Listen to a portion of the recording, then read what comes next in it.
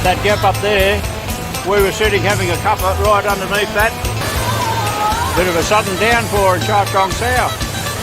All of a sudden there's a little bit of a gust of wind and down it came, and anybody who was out in it drowned very quick, saturated. Okay.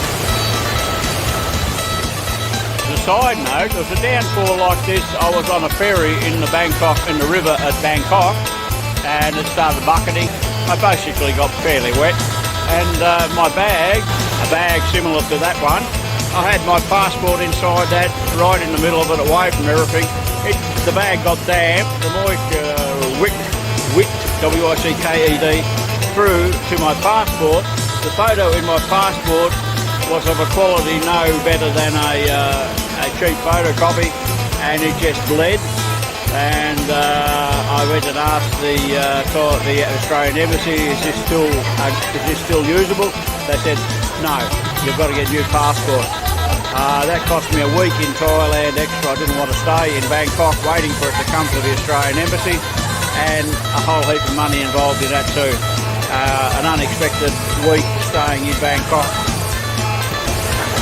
And because of the finances, I was booked into a little room out there, Don Muang Airport, and there was no air conditioner in it. It was a rotating fan which come to me every 6 seconds and cool me. I got to sleep about 4 o'clock in the morning every night because it was just so hot.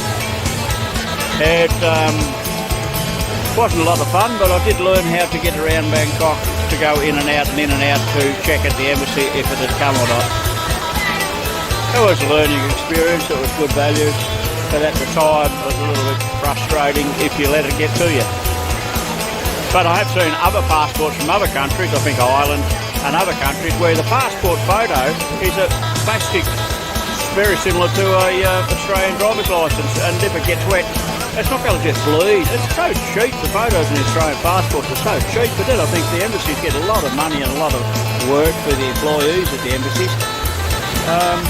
Reissuing and redoing passport books.